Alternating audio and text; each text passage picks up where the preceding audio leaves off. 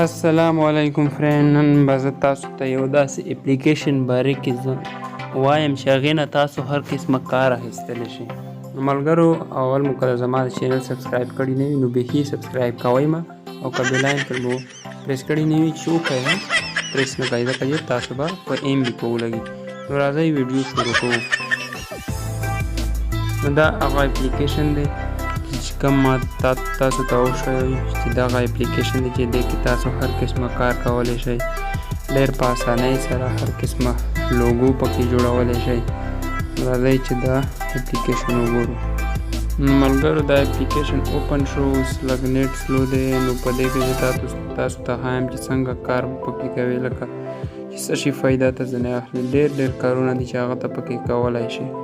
نو لکه اول نمبر زه درته ښایم چې د انسټاګرام پوسټ، په انسټاګرام باندې پوسټ جوړولی شئ، لوګو جوړولی شئ، یور سټوري، ویډیو، پوسټر، فوټو، کالج پلیئر، انسټاګرام سټوري، انیمیټډ سوشل میډیا، داسې هر قسمه فون وال پیپر، ډېر زیات خوندور دی. هر قسمه غاده لکه اوس ګوره زه یو لوګو درته پکې جوړوم، بیا ګوره خپل په خوند درکړي. دې کې ته خالي نیم پکې ورکوه، ایډیټ پکې وهه نیم خپل څه نیم تاسو چینل دپاره جوړوئ یا ګیمینګ دپاره، څه شي دپاره تاسو جوړولی شئ. نو په دې کې دلته تاسو جوړولی شئ. لږ ویټ وکړئ، یار نیټ سلو دی لږ. نو ملګرو، اوس دا اوپن شو، لږ نیټ سلو.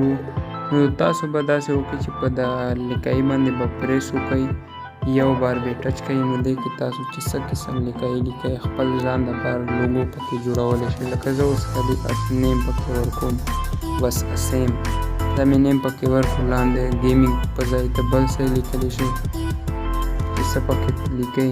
لکه به زه خپل د چینل نیم پکې ورکوم، تاسو چې څنګه لیکئ پکې کوئ هغه پکې وکړئ. نو دا باسه سیو بټن د په هغې د کلیک کې دا به سیو کړي. نو ډېرې اسانې طریقې دي پکې. نو که د ایپ کې لږ نورې هم ډېرې زیاتې طریقې دي. یو بله طریقه درته ښایم، لږ نورې لکه دا سوشل میډیا ته پکې لاړ شي. دلته کې ته د فیسبوک کور پکچر هم جوړولی شي، د ټیک ټاک دپاره جوړولی، او یوټیوب تمنیل جوړولی شي، د یوټیوب انټرو، سوشل میډیا، یوټیوب، هر قسمه فیسبوک ایډ، فیسبوک ایون کور، که ډېر زیات خوندور دی. او دا نور وګوره پکې، لکه اوس ګوره یو مې زه درته ښایم.